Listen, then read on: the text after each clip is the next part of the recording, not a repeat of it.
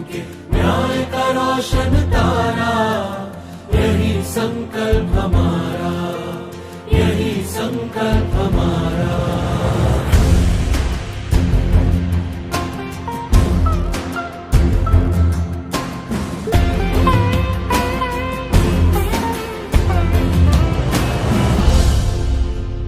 नमस्कार। छत्तीसगढ़ राज्य विधिक सेवा प्राधिकरण बिलासपुर के निर्देशानुसार एवं जिला विधिक सेवा प्राधिकरण कोरबा के माध्यम से मैं गीतेश कुमार कौशिक, व्यवहार न्यायाधीश वर्ग 1 एवं न्यायिक मजिस्ट्रेट प्रथम श्रेणी जिला कोरबा आपके समक्ष जन चेतना कार्यक्रम के द्वारा श्रमिकों के साथ होने वाले प्रमुख अनुचित समव्यवहार क्या क्या होते हैं एवं इनका निराकरण अथवा संशोधन कानूनी प्रक्रिया से कैसे किया जा सकता है के विधिक प्रावधान से अवगत होंगे। सबसे पहले यह जान लिया जाए कि अनुचित समव्यवहार क्या होता है। अनुचित समव्यवहार का तात्पर्य है श्रम कानून के विपरीत जनता के दुर्बल वर्ग के लोगों का आर्थिक और शारीरिक शोषण करना है। भारत में वर्षों से अथवा यह कहा जाए कि सदियों से ऐसी प्रथा चली आ रही है कि श्रमिक को किसी करार के अंतर्गत बंधक में डालकर निर्बल वर्ग जिसके पास आर्थिक सुविधा न हो उन्हें फंसाकर उनकी निर्बलता का लाभ लिया जाता था। वर्तमान समय में शासन द्वारा श्रम कानून के माध्यम से श्रमिक वर्गों को अनुचित श्रम व्यवहार से बचाने का प्रयास किया गया है।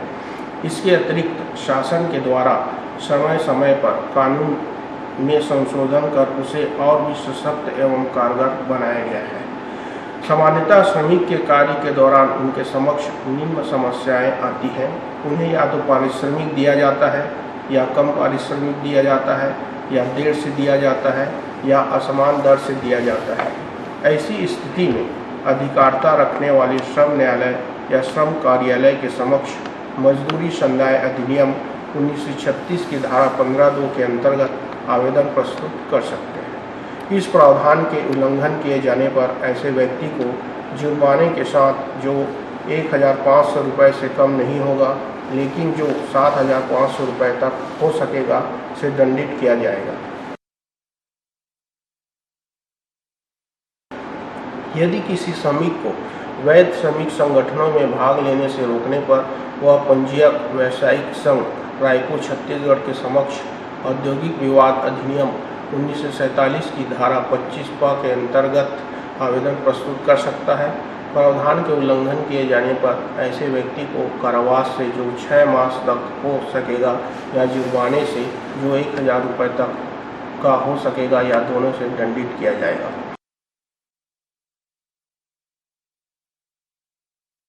यदि किसी श्रमिक को असंगत कारण से काम से निकालने पर वह अधिकारिता रखने वाले श्रम न्यायालय या श्रम कार्यालय के समक्ष औद्योगिक विवाद अधिनियम 1947 की धारा 25(थ) के अंतर्गत आवेदन प्रस्तुत कर सकता है। प्रावधान के उल्लंघन किए जाने पर ऐसे व्यक्ति को कारावास से जो 1 मास तक का हो सकेगा या जुर्माने से जो 1,000 रुपये तक का हो सकेगा या दोनों से दंडित किया जाएगा। इसी तरह महिलाओं के नियोजन के लिए समय निर्धारित है। किसी भी महिला को सायंकाल 7 बजे से प्रातःकाल 6 बजे तक कार्य में नहीं लिया जा सकता। महिलाओं का असुरक्षित स्थानों पर नियोजन कराने की स्थिति में श्रम न्यायालय कारखाना अधिनियम 1948 के अंतर्गत किसी अपराध का संज्ञान कारखाना निरीक्षक द्वारा या उसकी लिखित पूर्व मंजूरी से किए गए परिवार पर करने के सिवाय नहीं करेगा। उपरोक्त के संबंध में कारखाना अधिनियम 1948 की धारा 105 के अंतर्गत परिवार प्रस्तुत कर सकते हैं। प्रावधान का उल्लंघन किए जाने पर ऐसे व्यक्ति को कारावास कारखाना अधिनियम 1948 की धारा 97 के अंतर्गत 5,000 रुपये के अर्थदंड से दंडित किया जाएगा।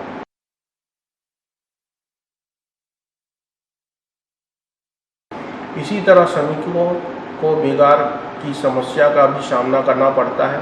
बेगार कराने का तात्पर्य किसी व्यक्ति को कोई काम करने के लिए समझौता के अंतर्गत मजबूर करना कि उसके वंशजों या पूर्वजों द्वारा लिए गए उधार के बदले में चाहे ऐसे किसी दस्तावेज में लिखा हो या नहीं तथा ऐसे दिए जाने वाले उधार के ब्याज के बदले में कराया गया काम।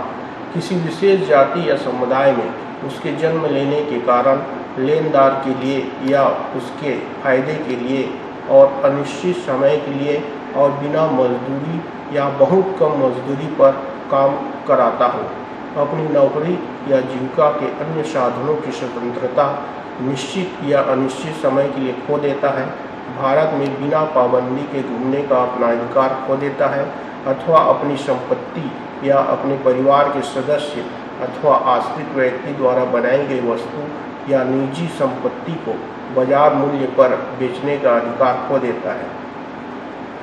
बंधित श्रम पद्धति उत्साधन अधिनियम 1976 की धारा 18 के अंतर्गत अपराध किए जाने के संबंध में पुलिस थाने में लिखित या मौखिक शिकायत दर्ज करा सकते हैं। इस प्रावधान के अंतर्गत अपराध किए जाने पर किसी व्यक्ति को 3 वर्ष के कारावास और 2000 रुपये तक के जुर्माने से दंडित किया जा सकता है।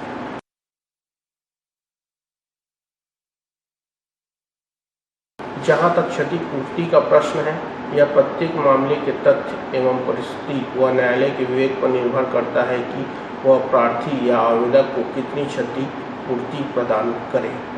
इसके साथ मैं अपना वक्तव्य समाप्त करता हूँ। नमस्कार।